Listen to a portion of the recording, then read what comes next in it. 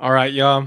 No tengo las cumbias hoy, but we have something so much better, an interview with Karla Cativo, who is organizer with CESPES, which is a Central American organization focused on El Salvador.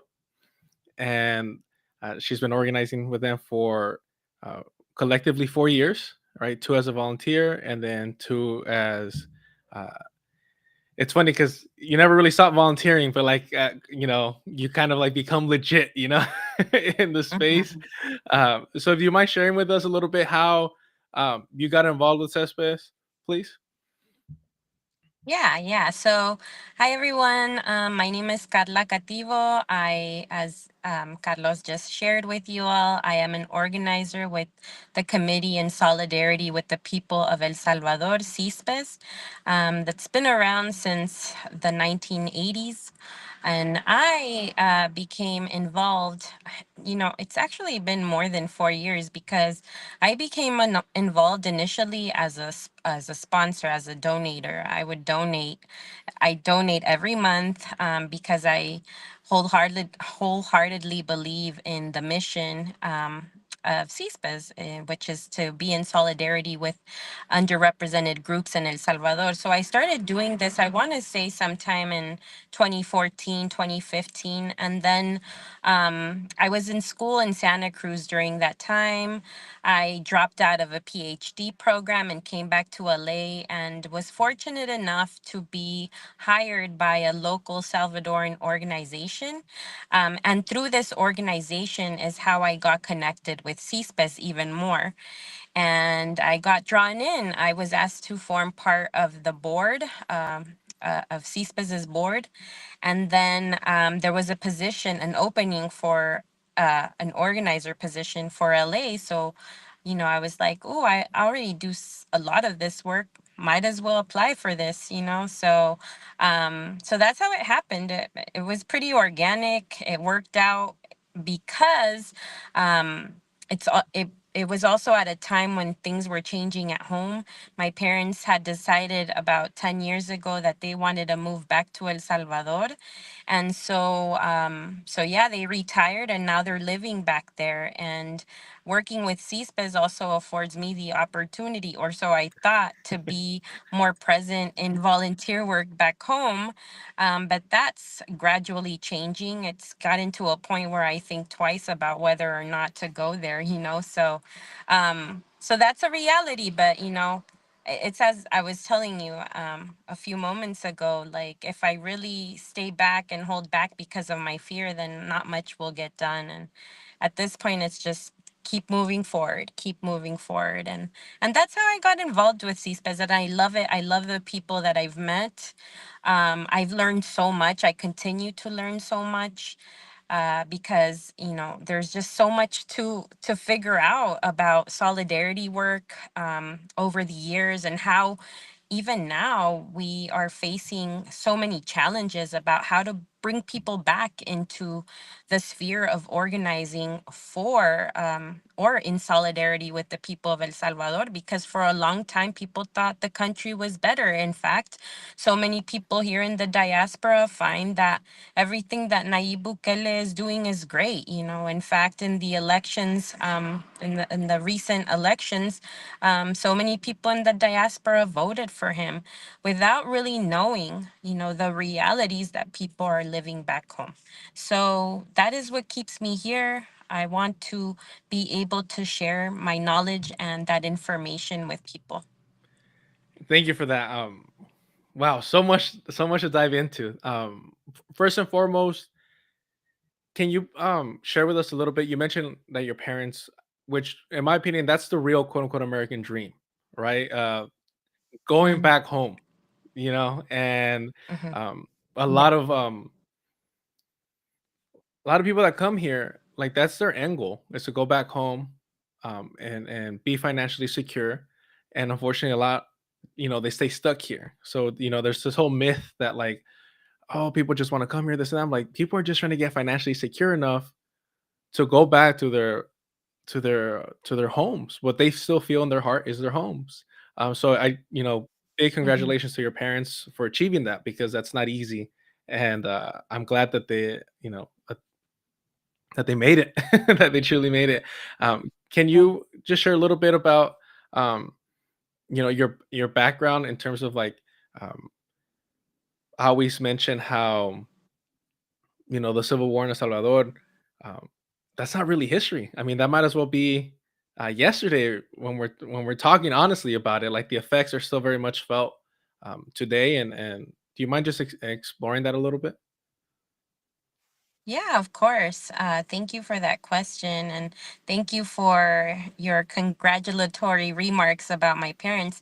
It's funny because I was just thinking about the American dream, and I never quite thought about it in the way that you explained it, right? I always think that people come here and the majority want to stay here. And that's something that I was actually just having a conversation about.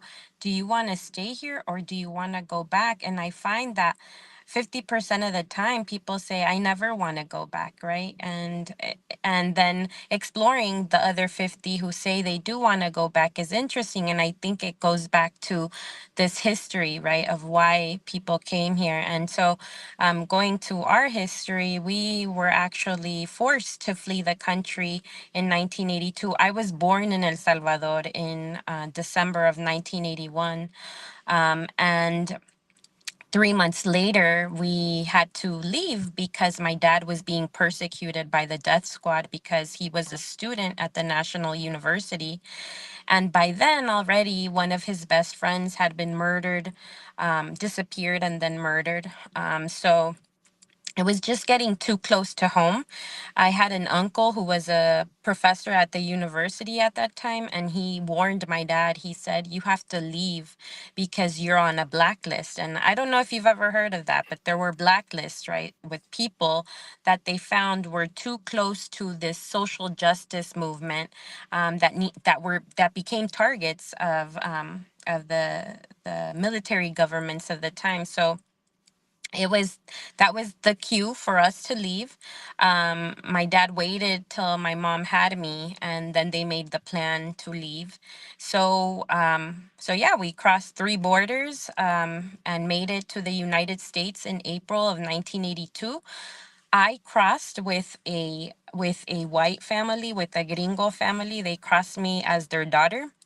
And my parents crossed with the coyote, but they were detained in Tijuana and they were sent back. And they had to convince border patrol officers that they were Mexican so that they weren't sent all the way back to El Salvador. So it was this chaotic experience. I mean, obviously I don't remember, but the stories, it just like, it still gives me goosebumps, right? That at any moment I could have been lost and have not reconnected with them, right? And that was the reality of so many families during that time. And so when my parents made the decision to come to the United States, it was a forced decision. It was one that really pained them because they never planned to come to the United States. My dad's siblings were all here already, but my mom's whole family was still in El Salvador. And my dad never imagined even coming to the United States. So for them, living here, what has now been more years here than in El Salvador, has always been very heavy, and they always said they wanted to go back. And when the time came, which was a couple years ago, I asked my mom, I'm like, "Are you sure you want to go back because of everything that's happening with Nayib Bukele, under Nayib Bukele?" And her answer to me, and this is why I think she's the most badass and amazing woman that I know, she said, "Carla, they already kept us out once. I'm not going to let them do that to us again."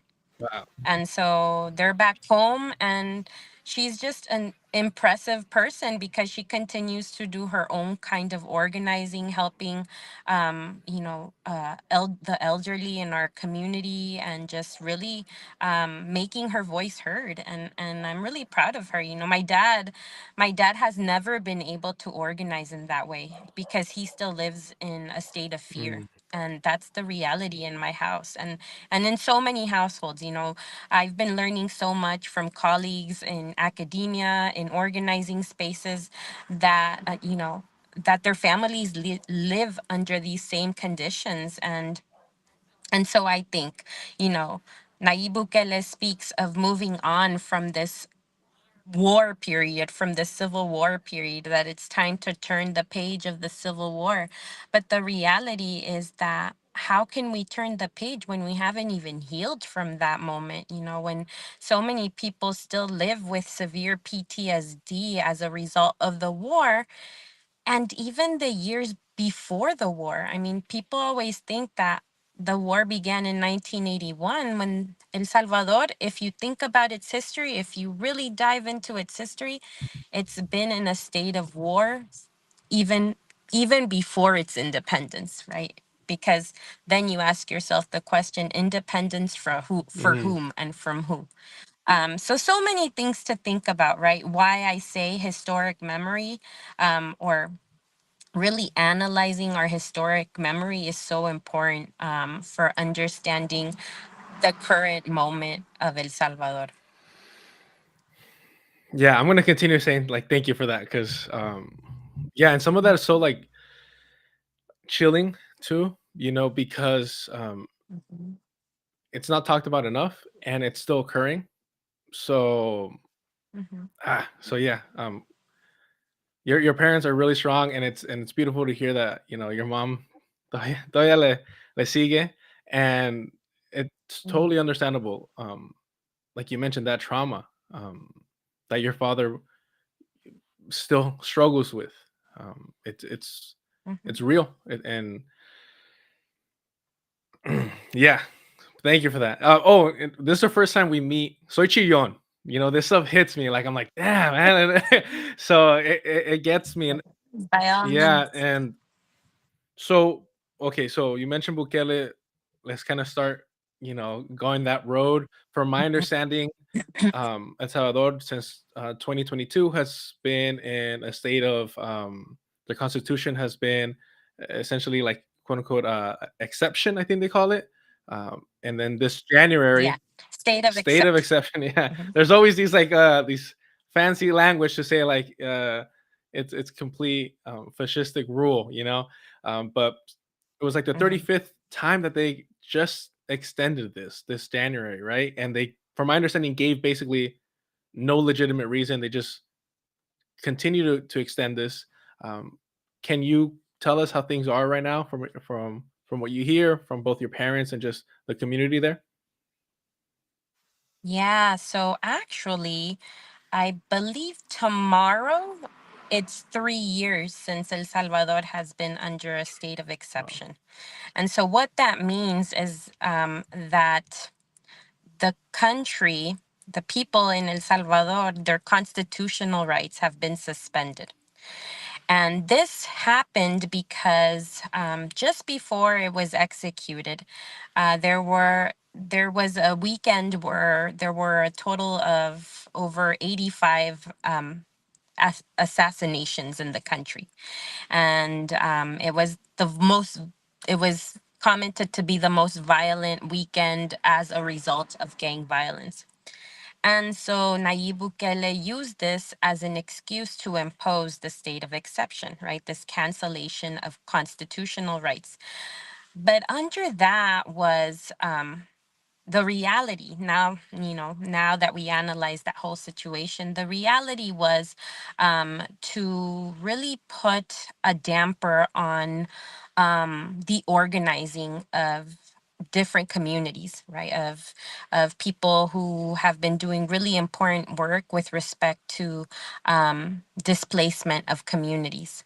And so, you know, he used all sorts of criteria. Initially, people who had tattoos, right, were the target because only gang members had tattoos.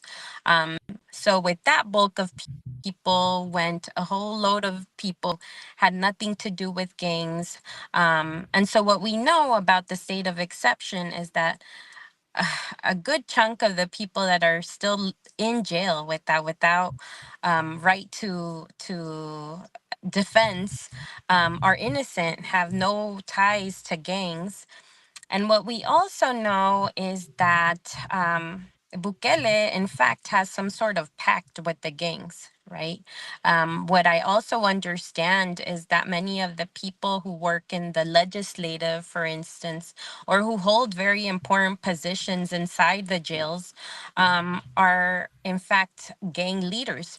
So that is the type of truth that this individual has. And that's why the situation that El Salvador is currently living is so crude and just extraordinary because um, it we are living in a state where the power has been given to the people who are considered to be the criminals, and the people at this point have no defense. I mean, you could be the finger could be pointed at you by a neighbor, and they can say, oh, this person has ties to so and so, and without evidence of wrongdoing you can be put into jail, or simply because a cop doesn't like you, you can be put in jail, right? And this is the reality that people have been living for 3 years, and that it still continues. So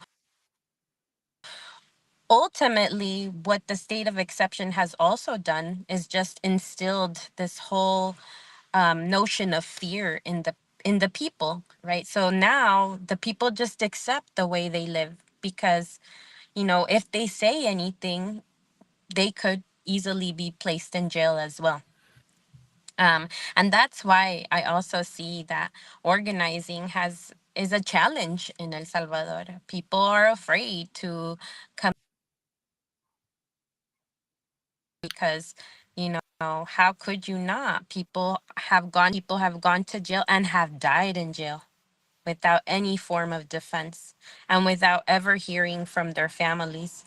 And their families have yet to find out that they are no longer with us in this world. So, I mean, it's a really scary situation, and I feel like people are constantly walking on eggshells to protect themselves.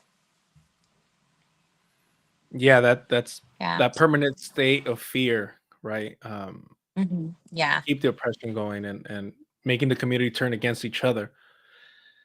absolutely. So, like, I think many of us over here, like, we're very ignorant of not just the history, but like the modern history of El Salvador. And when I first heard of Bukele, I was like suspicious because of the whole like the crypto scam that he was running early on. I was Hmm. like, I was like, okay, like you want to put your entire national economy in crypto. Like there's to me, from my little understanding of crypto, I was already like, oh, this guy's like 100% like a con man. Um, what's the economic situation? Because I mean, also, I mean, that's part of keeping a community down, oppressing them is to financially impact them. Because what I'm also hearing a lot, you mentioned the diaspora earlier, is like, oh well, now we could travel there, and now there's the tourism's gonna start bringing in money, this and that, but that doesn't always benefit the people outside of those like resort areas. Hmm. Yeah, I mean, the reality is that Nayib Bukele is a con man. I remember when I first heard about this individual, it was probably around 2010, even before he was mayor of Nuevo Cuscatlan.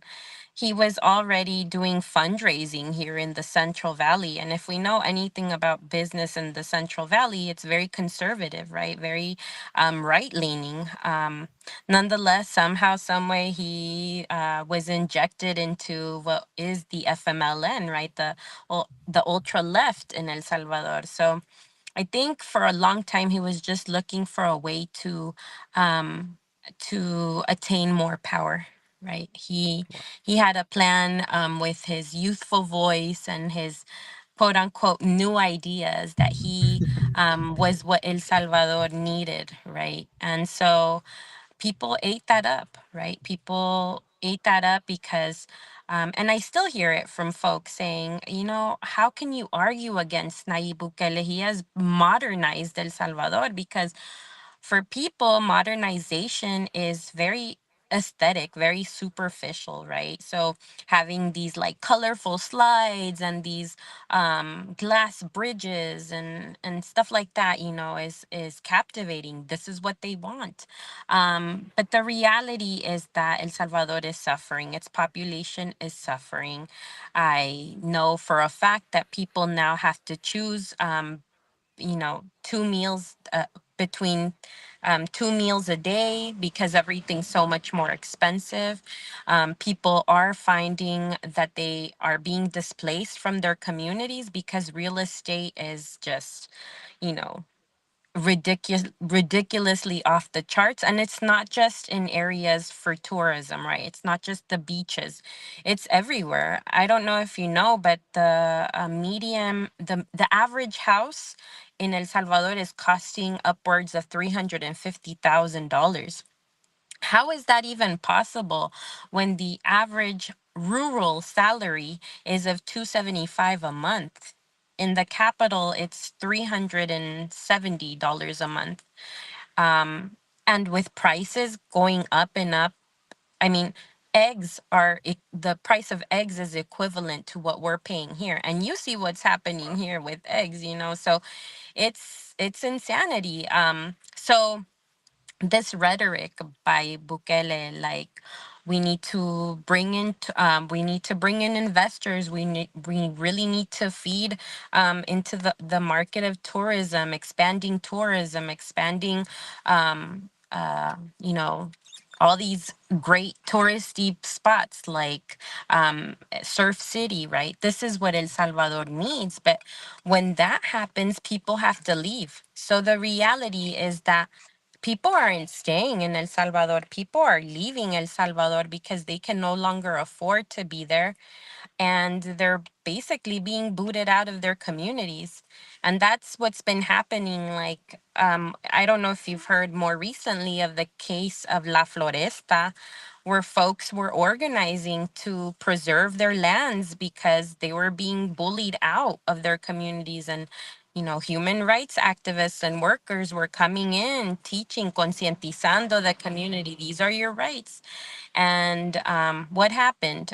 One of the most active um, activists was detained. He's in jail now. And shortly after he was detained, and about 21 other organizers, they were imprisoned. And they started bulldozing homes in that community. So this is the reality that is being lived in El Salvador. And it's dangerous. And I understand why people begin to leave, right? Because when things like that start happening, it's like it's a matter of survival, right? You have to leave. You wanna live, so you leave. Yeah. Yeah. I always think of indigenous Hawaiians always talk about being priced out of paradise, and their whole essentially like economy is based on tourism at this point. During COVID lockdowns, they were literally saying, "Stop coming here. We can't handle it." And people were like, "The flights are super cheap," and it, like you mentioned, it doesn't just affect the tourist areas. It makes its way across because, as we see, like people want to buy that Airbnb that is in a unique area of town and not where all the tourists are at, right? And you see the buying out of neighborhoods. And um, when we first connected, you mentioned that that southern gentrification. It's not just here; it's a lot worse. Um, in El Salvador and vulnerable countries. You mentioned something that I had never heard of before. You said that the FMNL was actually FMLN. FMLN. Sorry, my Mhm. dyslexia was like boom. That they were actually backing Bukele. So, like for me right now, the first thing that came to mind was like, oh, he's like the Salvadorian Obama almost. Like, and please correct me if that comparison is wrong. But like immediately, I'm like, oh, he tried that maneuver. That is so interesting. Now, can you briefly, if you can, because I know it's a long history, tell us a little bit who they are and I guess their current position in the country, because to sign off to co-sign him Like, wow, I don't I don't know how the left wing party survives that. Yeah. Well, so essentially what happens is that he becomes mayor. Well, the FMLN is the Frente Farabundo Martí para la Liberación Nacional, and this was the guerrilla faction during the Civil War. It was made out of 5 different groups, right? And so already that should scream like there were going to be complications in its organization, even through the Civil War and thereafter. But it, with the signing of the peace accords, it was allowed to become a political party. And its first election, presidential election, was in 1994. So, um, you know, thinking about was the party of the people, right? People really embraced the FMLN and thought that this was the option for bettering the lives of the millions of people who felt underrepresented.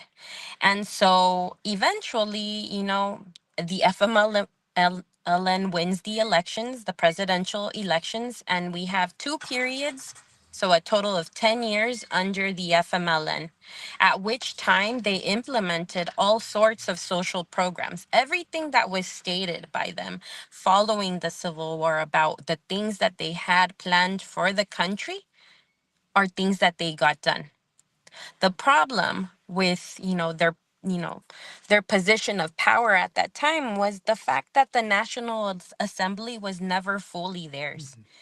Arena, which is the Alianza Republicana Nacionalista, the ultra right wing party, was always there to block many things.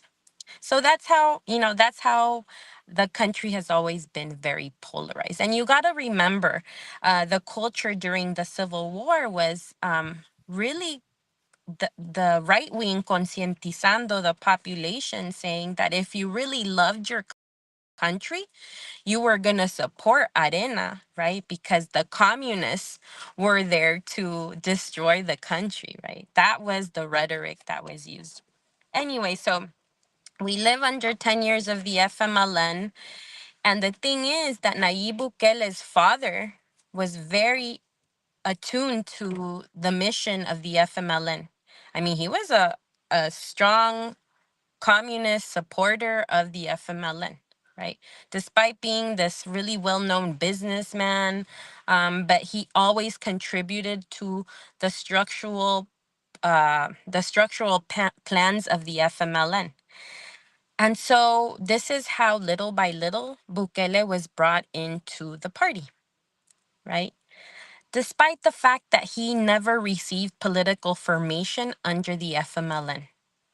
So he was more of a, like you said, a very Obama-esque individual, very liberal, very neoliberal thinking individual. And this is how he ran Nuevo Cuscatlan, right?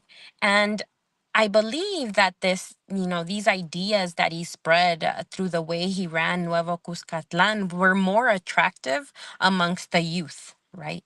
Because he created this idea that through his plans he was going to be able to create jobs and opportunities in El Salvador, right? So he continued with this through his time in the FMLN, and ultimately, what he wanted was to become president. And when the time came, and he said, within the FMLN, he said, "I want to be president." That's not what the organization thought. They didn't think that was the right plan, that it was the right moment for him. And he became very angry about this. And he had this, I guess, fight with someone within the structure.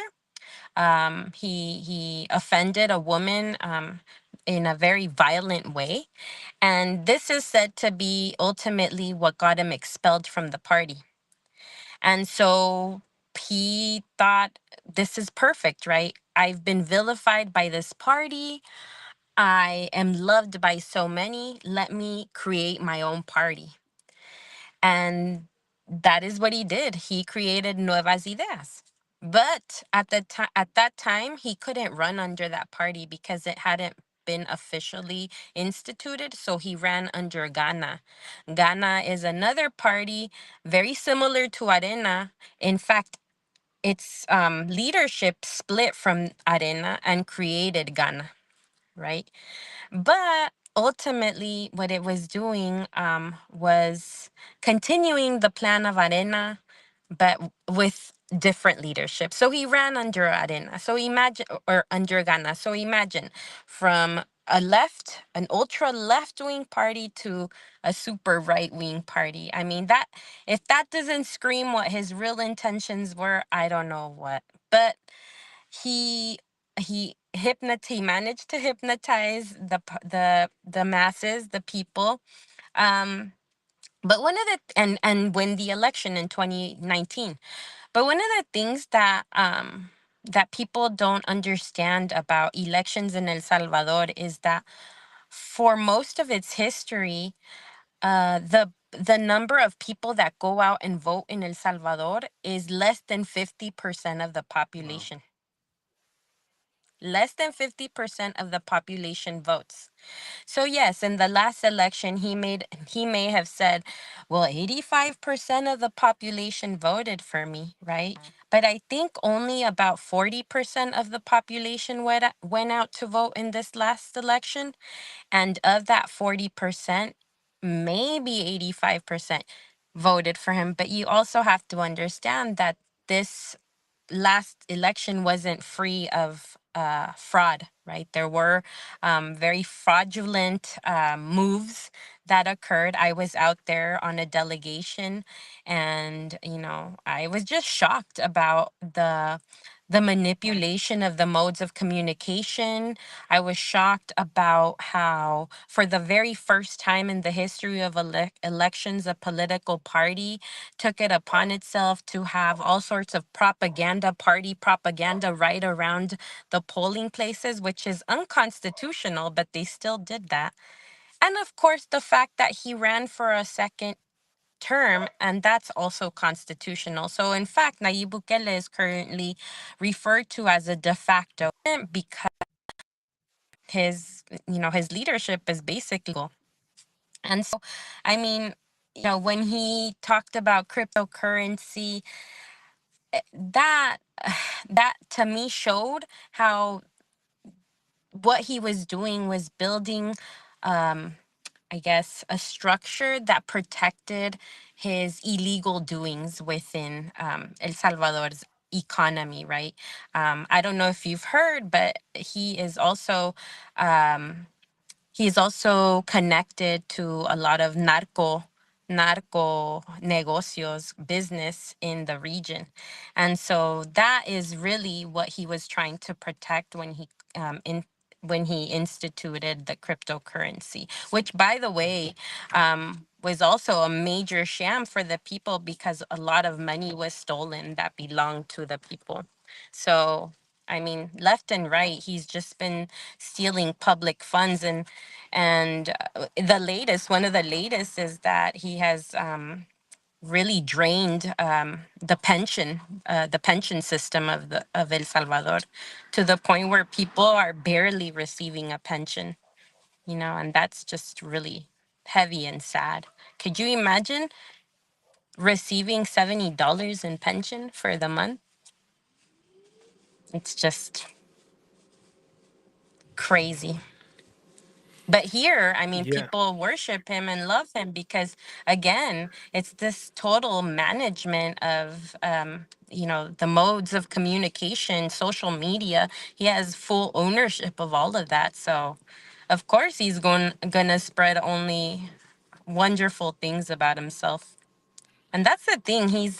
He's like an egomaniac. It's just so crazy to me. Yeah. You mentioning his father, now I'm almost thinking of him almost as it's like Kamala Harris, her father is like a communist, like a Marxist professor, and it's like Uh huh. it doesn't matter like who your parents are. You could be a sellout. It doesn't matter. It don't Wow. matter. Because at the end of the day, I feel like I teach, right? I also teach, and I see my students, and you know, as a person who's a little older, and I've lived a little bit more, I have a little bit more experience, you want to share that knowledge with youth, and oftentimes youth rejects that, right? Because I don't know what it is, but when we're younger, we don't want to be told how to think or how to feel, right? Yeah. And I feel that's kind of what you see through a lot of these people, a lot of these public figures, is just like a total rejection of those values that were passed on to you, by your elders, Mhm. and that's what I see in him. So yeah, it makes You me think so many other things, but no, I feel you. but we And won't it's have time. yeah, and it's also sometimes I feel like those of us on the left, like invest too much time on these individuals when we should really be focusing on the structures.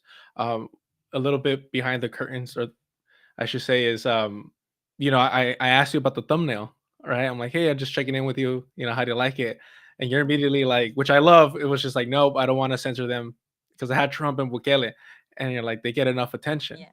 And I'm like, you're absolutely right, And like I said in the beginning of the stream, like I start my stream with cumbias usually, cumbias rebajadas, so it already filters out, people wanting to just click on something quickly. So I'm not worried about the clicks. I think this is so important. Like the work that you do is so valuable. Again, thank you for being here. I'm so glad we made it happen. One of the things that I had to cover previously of El Salvador is I believe he's the Minister of Agriculture, who basically is being accused of being like a Proud Boy member, right?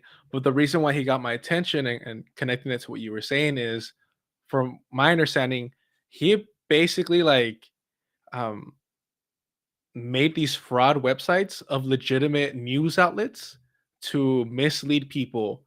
Uh, Basically, like if here some right wing group made it like a fake the New York Times or a fake like CNN in order to mislead the people. I don't know if you had heard about that, but I was like, wow, like these guys are really like full on uh false information nonstop. And at a certain point is, how can you blame people for being supportive if this is how far they're willing to go? Can you kind of touch on that a little bit, as well as the fact Yeah. that it seems like the diaspora in every community tends to be a little bit more like reactionary, more conservative, and kind of, Mhm. and their voting patterns reflect that.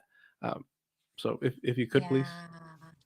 Yeah, I feel like El Salvador is the hub of misinformation. I mean, I know that several calling centers and tech centers exist in El Salvador simply um, to misinform the population through things like Twitter and Instagram, right? There are several people who have been hired to be trolls by Nayib and his government, um, because there is a social movement, a very active social movement that is, constantly antagonizing what Bukele is doing and trying to share the realities the realities people are living in the rural sector, more specifically, right? Because you don't hear much about that. And so, yes, the diaspora is very reactionary. But another thing that, we also have to consider is just our history with like religion. I think that our connections to religion really complicate the way we see things. It isn't till more recently that the Catholic Church has been vocal about, the whole issue with mining. And at that moment, that's when you start seeing more people moving, right? Oh, shoot, we need to take back our country. But what saddens me is that things have gotten so limited at this point with the policies that have been passed by Bukele's government, that the people have already given away their power. And despite, this sudden change by the Catholic Church, which is a positive change, we still have other churches, evangelical churches, Hermano Tovi, who are very supportive of Bukele and have a lot of followers. And whatever this church says and tells its people to do, they do, right? We know that people go out and vote as their church tells them to vote. And those people aren't just in El Salvador, they are here too. I mean, think about all the churches that have popped up in the areas where our population lives, where diaspora lives. A lot of them are evangelical. And so they go and they hear these sermons and they believe it. And this is how they vote, if they go out and vote.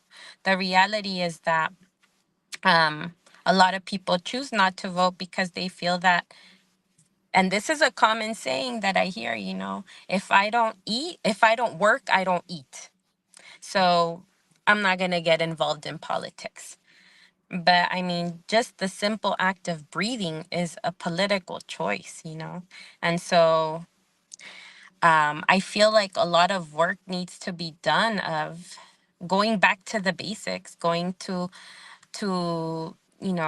this culture of popular educating people in our communities, just to understand the realities that we're all living across the board, that it doesn't just affect this one person or the other person or someone in El Salvador. People here are being just as much affected by economics, understanding those realities and those commonalities, and really, just using those popular education methods to grow a conscience so that we can actually change things, right? And not let these, these social media trolls and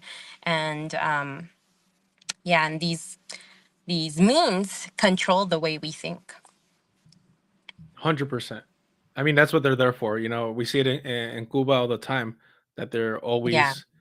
always meddling with their social media, and then people complain that, like, oh, they're not allowed to have the same access to the internet that we have, and it's like, because we're flooding them, and the U.S. empire is just flooding them with false information, to continue to go back to exploiting them like it was before the revolution. Um, Yeah. One of the things that you had mentioned that you wanted to touch upon, um, was, the role of U.S. imperialism, right? And now today, it's not in the same way that we used to see it before. Like you mentioned the Catholic Church. I think liberation theology, specifically speaking of El Salvador, um, one of the saving graces of the church during that time, but you know, um, religious leaders were being assassinated. Like nuns were being assassinated. Like it was atrocious what was occurring, and there was just like no limit to what the U.S. was willing to support. Today, we see a more neoliberal approach to it, um, but now with Trump, not so much, right? Can you touch on that a little bit? With Trump, it's just this whole other monster. I'm still trying to get my finger on it.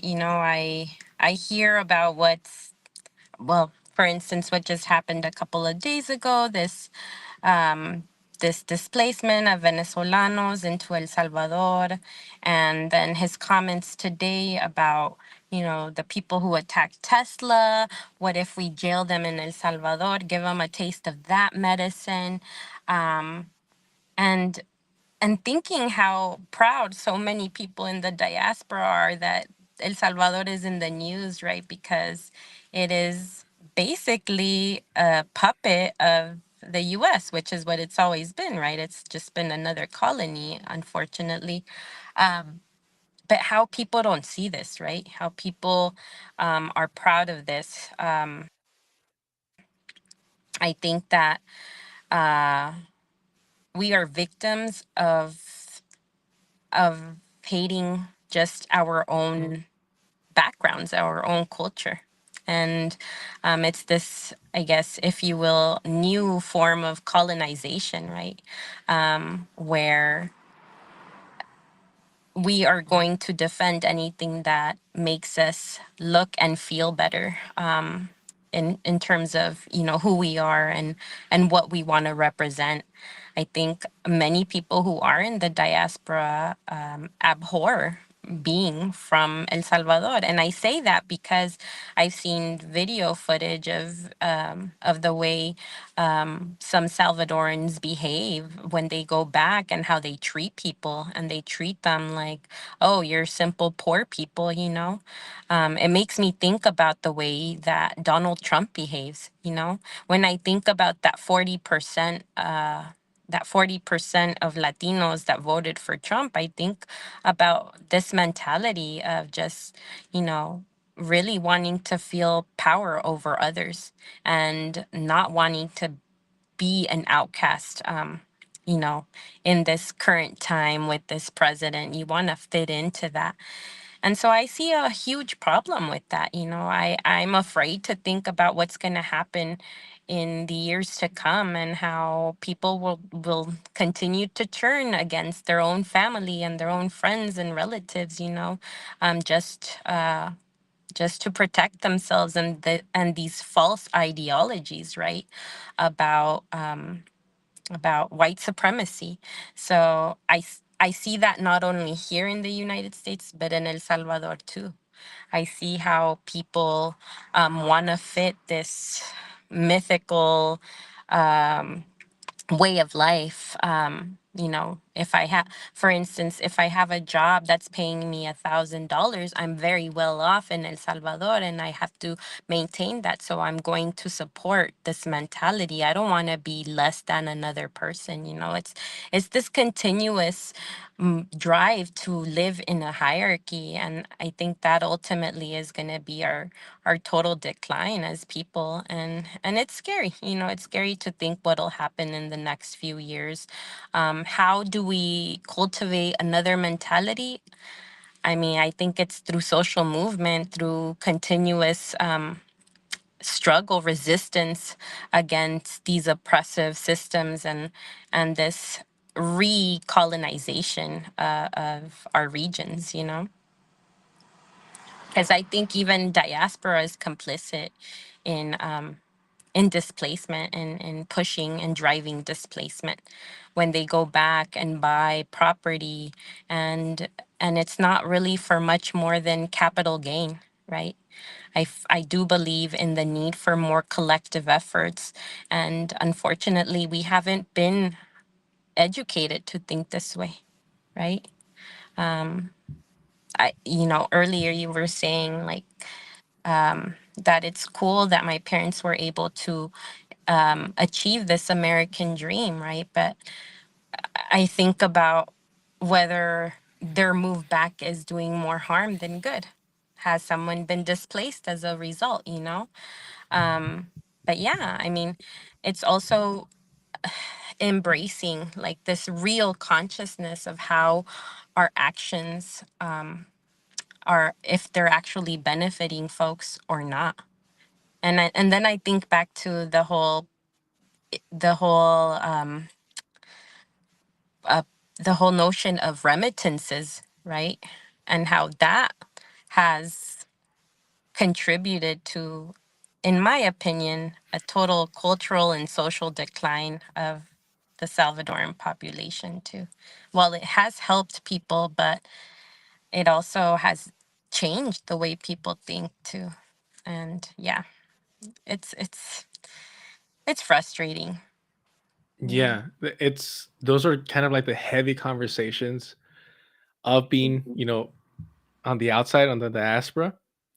I have my dual citizenship, so Mexico, and I remember getting a voting packet, and I was like, at the time it was like the birth of like the, not the birth, but like the resurgence of the Morena, and Mhm. I was like, oh, I'm gonna vote for them, this and that. And I'm like, hold on, like even if you support them politically, you're not the one that's gonna deal with the actual consequences of anything occurring, right? Regardless, you know, it's just one vote. And I was like, okay, let me not do this, right? Because I'm not gonna, it's not Mhm. gonna affect me positive or negatively. That's not me. And the same thing, like, Mhm. oh, why didn't you go get land over there? And I'm like, first of all, my family, we never had the argument of los terrenos, that the cliche argument, right? Because my family was always poor. We didn't have that to begin with.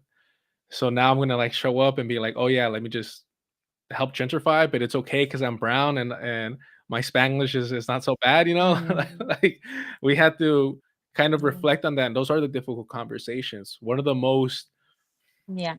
just like how you were saying earlier, one of the hardest conversations that I was a part of was have a friend who's Palestinian, and he was expressing his frustration, kind of comparing the fact that Palestinians here in the US are financially very well off. And he was expressing that he was so frustrated that, you know, when Irish Americans were supporting the IRA, we're finding ways to help the resistance there. And he was like expressing this frustration that unless you actually like tune in and listen to other communities, you're never going to get this perspective of the internal conflict, especially within the diaspora, right? Of what role do we play Mm-hmm. in helping and uplifting Mm-hmm. our communities. uh, Obviously, I think you're doing an amazing job. Can you, before we go back and talk about, because I really do want to talk about, I'm gonna butcher it. What is it? Sepco? No, no, not Sepco. The prison. Uh, Secot, Secot. Secot. secot. My apologies. Can you just Mm-hmm. because I really want to make sure we touch on this, and we're almost to the hour mark, and I'm not sure when you have you're out. So I really want to make sure that you kind of just tell us what your organization does, like hype it up because it's so crucial.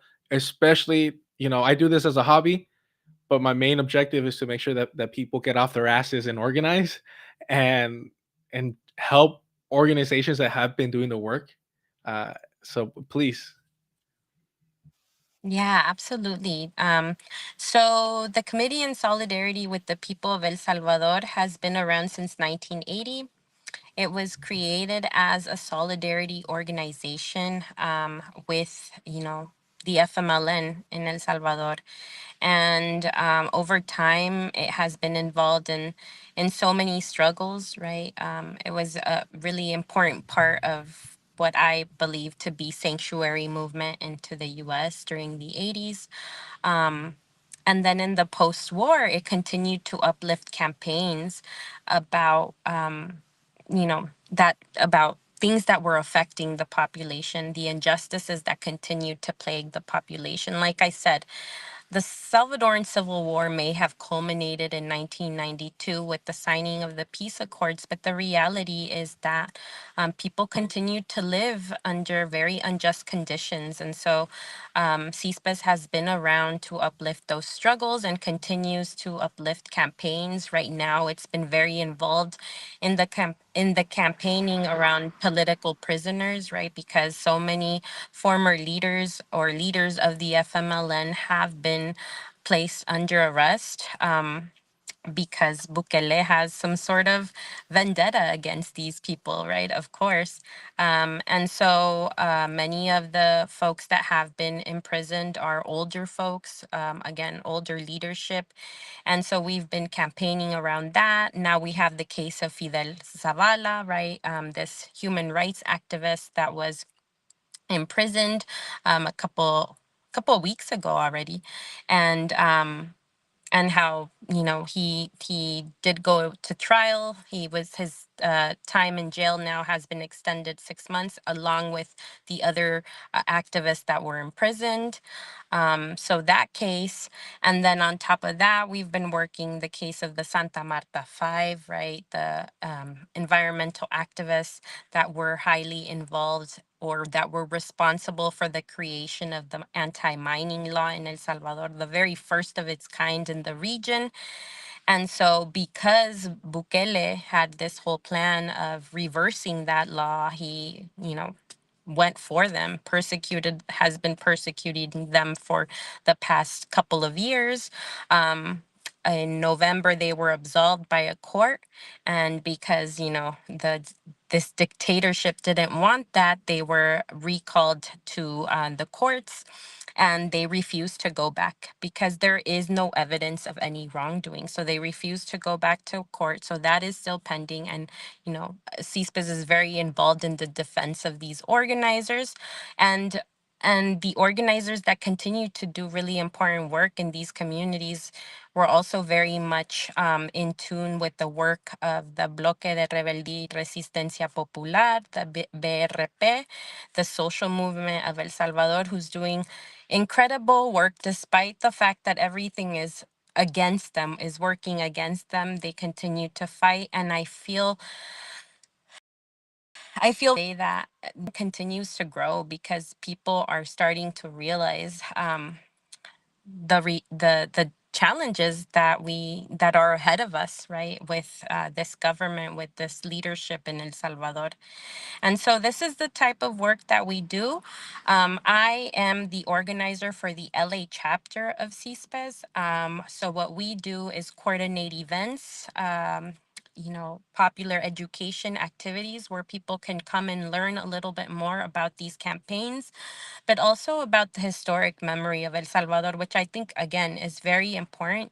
It's very important to know the history of El Salvador in order to understand what's happening now. And many people don't know that history because, again, going back to the PTSD and how our parents have been affected by all of this, people have not had these conversations with their relatives. In fact, for many parents, it's very difficult to talk about any of this. So, being able to enter a space where you can share this information and learn with other compañeros, people that are of a similar age range, or to have these intergenerational conversations is really important. And that's something else that the LA chapter does. So, right now, we're preparing to have an event on Tuesday at USC. It's about the mining situation in El Salvador.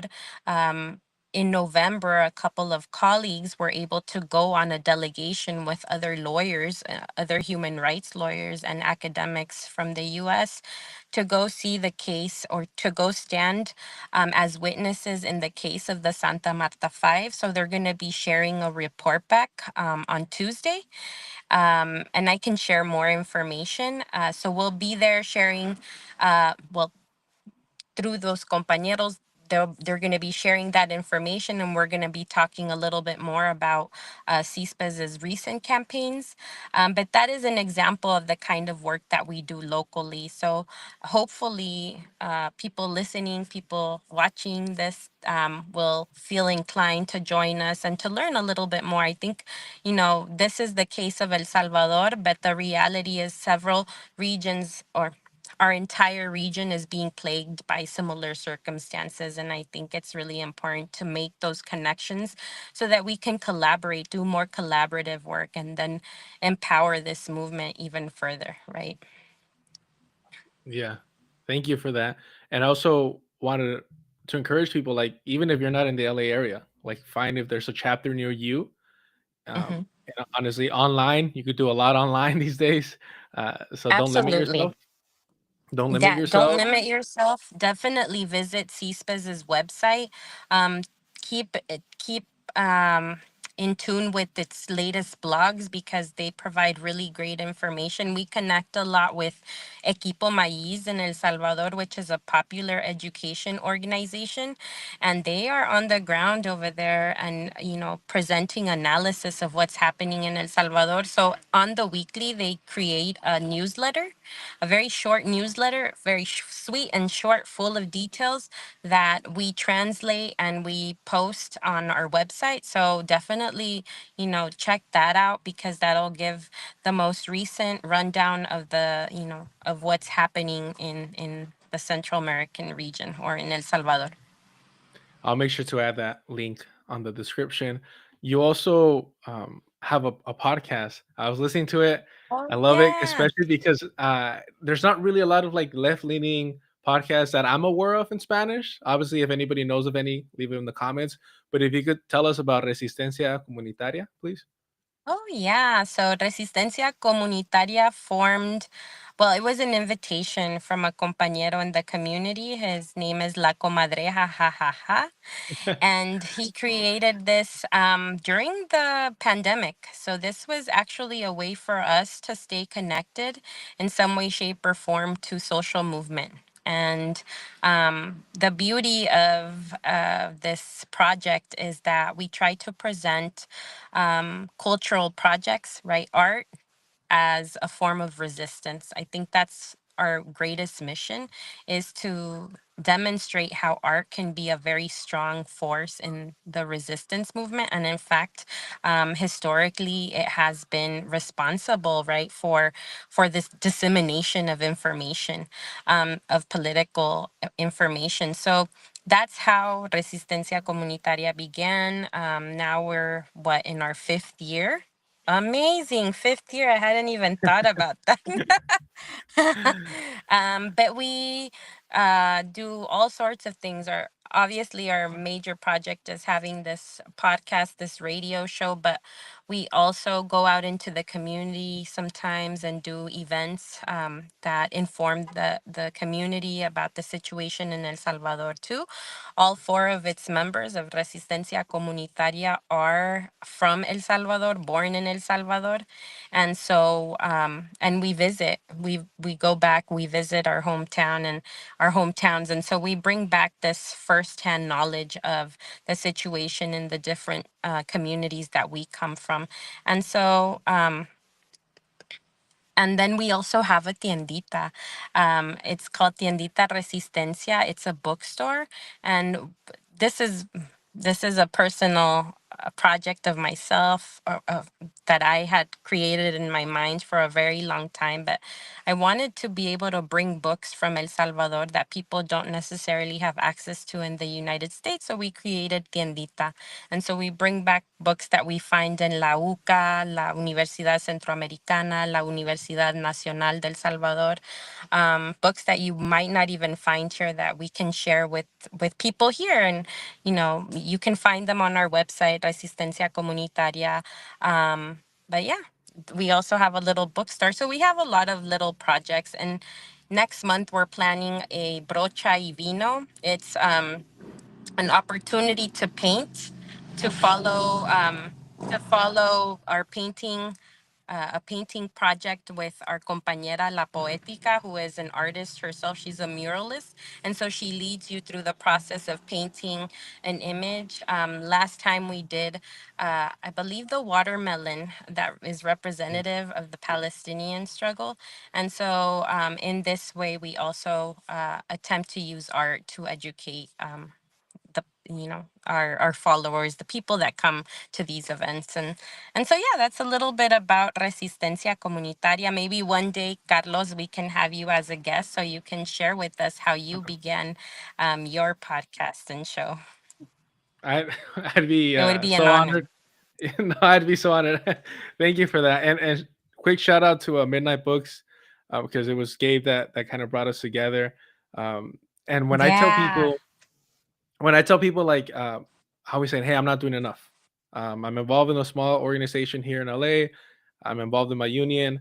I do this as a hobby, and I'm like, I don't do enough. And people are like, what do you mean? This? I'm like, no, no, no. And then you hear something, all everything that Carla just described, and I'm like, that's what I'm talking about. That's the inspiration. That's the start. That's the standard. That we all need to hold ourselves No. to. No, and don't be humble. No, I I'm not feel here for like I that don't because do enough. no, but I then really, I really feel like I don't do enough. add the fact that you're like a professor too, and it's like what you give to the community, it's so valuable. And Thank please, you. remember that because, like without you, people like you, we're lost. We're lost, and I'm not exaggerating. Growing up, I don't remember having, you know, I'm sure there was, but the access to people like you wasn't. It just wasn't there. And so I genuinely want to say thank you for that. Um, I know it feels, sometimes futile, but again, you're kind of like, and it's a big responsibility too. Like you're the spark that helps the rest of us, keep going forward. So thank you for that. Now, going back to more of the of feeling like it's futile, we kind of covered a little bit of the report from Cristo Sal and how they were mentioning just the horrific conditions and uh, Uh-oh. I'm oh, losing you. Second. good. Are we good? Sorry, there was a little glitch in the there was a little glitch, but Okay, I yeah, hear you we now. kind of went over a little bit of the report from Cristo Sal over yes, CECOT. I have to admit my ignorance when I first heard about just rounding up of what was pitched as MS-13, just gang members. Again, I never trusted Bukele because of the crypto thing, but I just never trusted a government with that much power, a government that isn't of the people. So, um, but somebody kind of changed my mind a little bit because they're like, "Oh, you don't understand. Like, you have to view MS-13 not like a gang, but like a terrorist organization, right?" And then I was kind of more like, "Okay, Hmm. I see that. Maybe I'm over here in the luxury, in the belly of the beast, and I'm being too critical." And then I see that CECOT is literally called, what is it? A terrorism confinement center. It translates to terrorism confinement center. And I'm like, Hmm. wait, I don't like there's this conflict because I'm like, we've seen how the word terrorism has been used. I mean, Trump was literally trying to use Guantanamo Bay to house alleged criminals, Tren de Aragua, gang members. And Hmm. I'm like, oh, okay, so now gangs Hmm. are the new quote unquote terrorists, and it just makes it easier and easier to Yeah. target just brown and black people. We see how some of the you could have the simplest tattoo, and that's enough. So please educate me on Yeah. this and help us understand kind of the brutal conditions in these prisons. Well, as I understand that, this is my own personal opinion. Secote just exists for show, Oh, right? The moment that you had this, I believe, congressperson um, visit this jail, showing all sorts of images of how wonderful it is because it's so strict on its prisoners. And I mean, I feel like it's a censure that is being used for show, um, to appease these sentiments of the general population. Oh, yes, this place is great. This place is wonderful. This is where we should send everybody, right? But the reality is that I feel like it serves another purpose, and I'll explain to you what it is in just a few seconds. I do want to share this information first. The Bukele model equals that 87,000 people are incarcerated. 50% of those arrested in the state of exception are innocent. Faceless judges, directors of criminal centers disobey judicial orders to release 30,000. So people have these release orders and they're still not being freed. Already have their liberty letters signed by judges.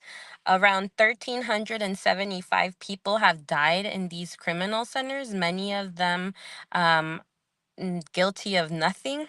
Um, Reports of gang members acting as custodians inside these prisons. So that's where I go back that he has a pact with gangs, and that in these jails, many of these quote unquote gang members are actually the leadership within these centers. Um, there is torture and total cancellation of rights, of course, which we've talked about. And as I mentioned, there's the pact with the gangs to reduce homicides in public sight. And $13 billion of public funds have been utilized for that over the past 6 years. So that is just to give you an idea of, the grander scheme of things. The reality is that the SECOT, our belief is that it's being utilized as a training center for counter insurgency purposes. So this is why I say it's scary to think what'll happen in the next 5 to 10 years, right? Because if people are being trained within these centers, within this center specifically, It's to wreak havoc on the population, for the protection of imperialist interests. At this point, not even imperialist, it's corporate interests when you think about who's dominating here in this country. And then the other prisons that exist in El Salvador are, in fact, the sites of the torture that's taking place. And it isn't just men, suffering this torture, it's women and children, right? There have been reports of children, newborn babies, dying because, you know, they are not taken care of properly in these centers. And so, um, it is kind of like thinking about these torture centers in Chile during the dictatorship. This is what these jails have become, and and it's even more heartbreaking to think about the fact that so many of these folks already have, cartas de liberación, and they're not being released to their families, and they're not able to communicate with their families. And there's another organization, the Movimiento de Víctimas del Régimen, Movir, that emerged to defend, these people that are victims of the régimen d'exception.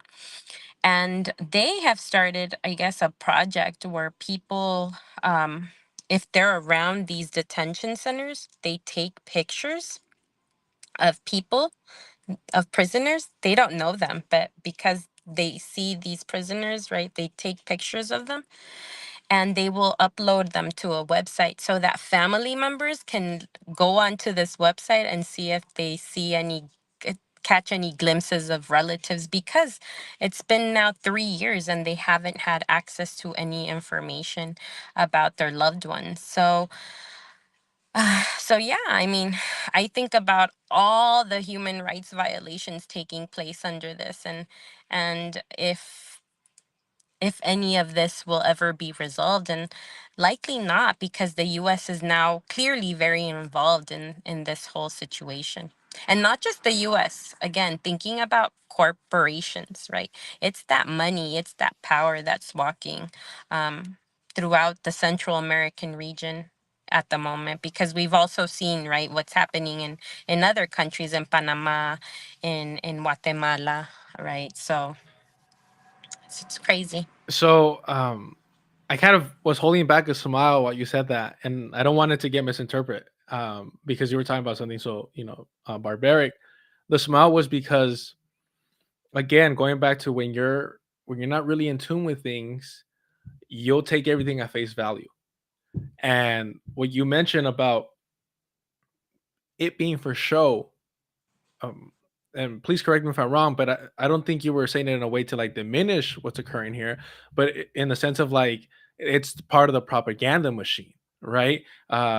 It's not that these cruelties aren't Exactly. happening, right? It's the fact that like it's a performance piece and others, a state sponsored performance piece uh, to appease, the reactionary base, while the horrific stuff is happening, and essentially what I was calling almost like I called CECOT an illuminated black site almost, but there are these other, quote unquote prisons that are black sites for all intents and purposes, where the true almost like I always think I'm 31 and I feel like a lot of people my age completely forgot about like Abu Ghraib, right? Abu Ghraib, the torture prison. I'm like, Mm-hmm.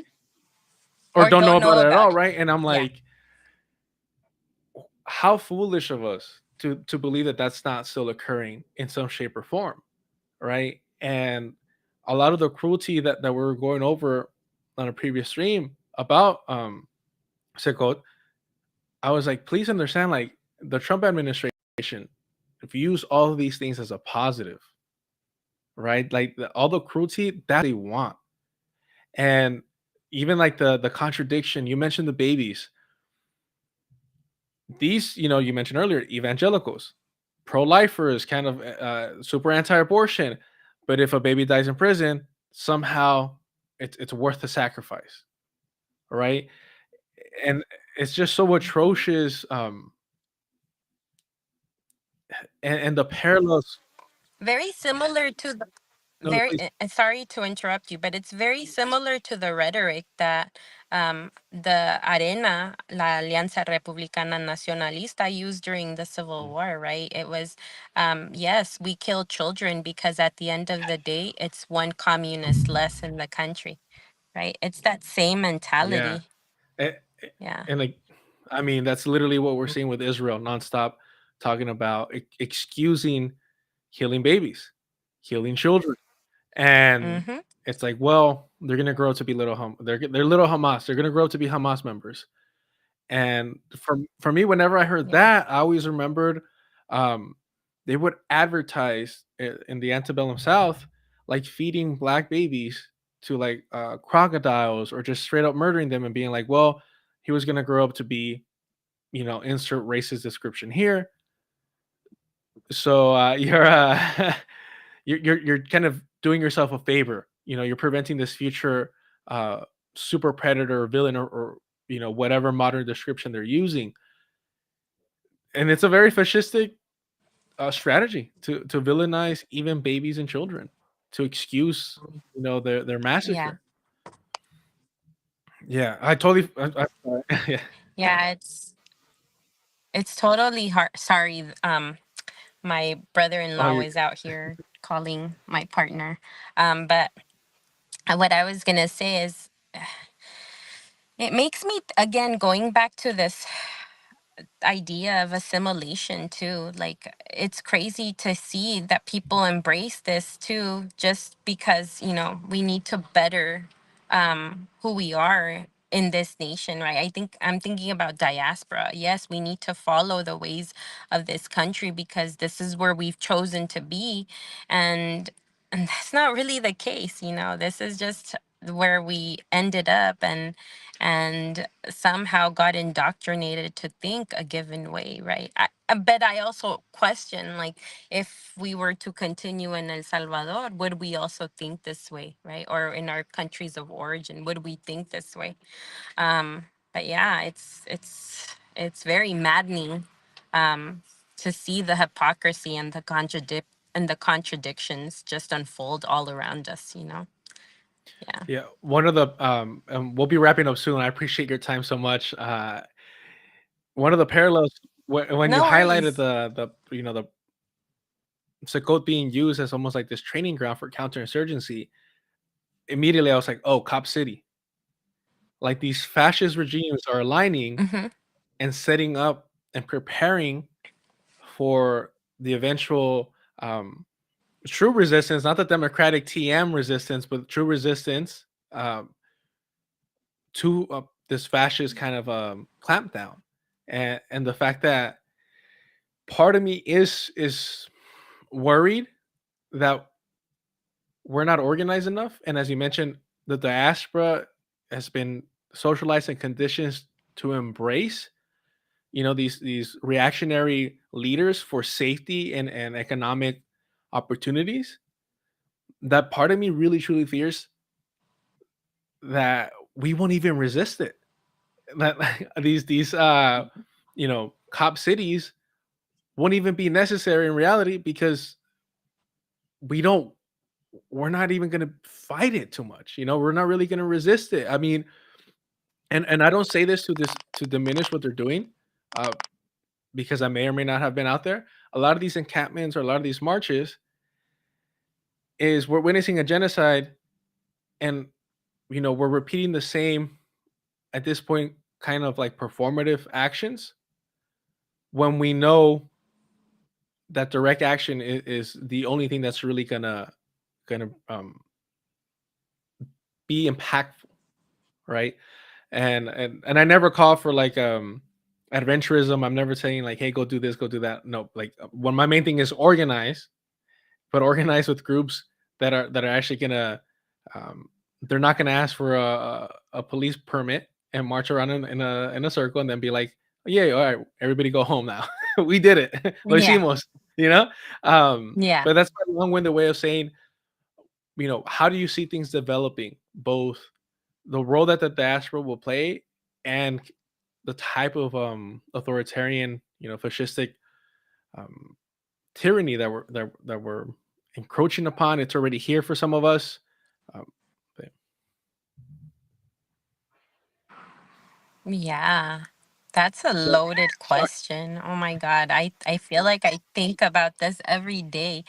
I sometimes I walk out of my classroom just completely defeated because I feel like um for as much as I try to explain to folks the need to really inform ourselves, to not just take things at face value, to appreciate the fact that you're in a course where your professor really wants to hear your thoughts and opinions, and that I'm not simply training you to memorize things. I mean, it just goes by. Like, people don't understand that, people don't take advantage of that little bit of quote unquote freedom, liberty that they have right now. And that, I mean, that crushes me because um it it, it scares me about what I can expect from our communities in the times to come. However, I will say that I am very grateful for the spaces that we are slowly creating um as resistance, people that are very much committed to this work, um aside from thinking about protecting their jobs and social conditions, right? The reality is that shouldn't matter anymore at this point. It's about truly survival of humanity. I think that that's another thing that people don't realize. I have some family members who voted for Trump, and they like laugh at me and say, Carla, don't you care about your money? And I'm like, what's the point of having money, right? If I see all this suffering and all this pain all around me, like, that is not the way that humanity works. And shame on you for being so damn religious and not seeing that, right? So yeah, I mean, I just feel like there's a lot of work that we need to do. There's a lot of learning that we need to do, especially. I think that um, it's very important to push a process of popular education and just going back to the basics. That's what I tell folks right now. We need to go back to the basics. We need to learn everything from day one. And I mean, it's up to you what you think day one is, right? But day one is from the moment that we came into this earth, right? A lot of us are even disconnected with our ancestors, with where we come from. And I think we need to acknowledge that and learn about that, because in this way we defeat white supremacy, we defeat these structures that have been imposed on us. And so, I mean, it sounds easier said than done, because the reality is that, as you depicted, we have so many things going against us. I mean, social media, modes of communication, are always in our face, and are spreading, very superficial content that it keeps us ignorant about the realities around us. And I'm afraid that it'll be too late when we finally open our eyes. So I think, just continuing to be involved in groups, trying to connect with people, trying to hold conversations with people, even that has become very difficult in today's technological age, right? Where people are so accustomed to just texting, or, dropping a message on their social media sites. I mean, really engaging in one-on-one moments with people, I think, is very important. um, and sharing our stories. I am currently working on a doctorate, I was telling you, and I really want to promote the use of storytelling, of sharing, this background, our backgrounds, which we often don't, delve into, don't learn about, because whether it be because of fear or just being disconnected from the people in our households. But I think learning those stories, sharing those stories, and using them as alternative sources of information is very important, because remember, we're also living in a country that teaches us a very white supremacist understanding of the world, of our history, and we need to be conscious of how important it is to reject that too, and to embrace other knowledges. And so yeah, I mean, there's a lot of work to be done, but I know that, and I am inspired and I'm hopeful because of the people that have been doing this for many years, that are now my mentors, and that they are still very much a part of this movement. And so if they're still doing it, then we can do it. Carlos, you said you're in your 30s. I'm in my 40s. We're still young. We still have a whole life ahead of us, and we can keep pushing forward. 100%. Thank you for that.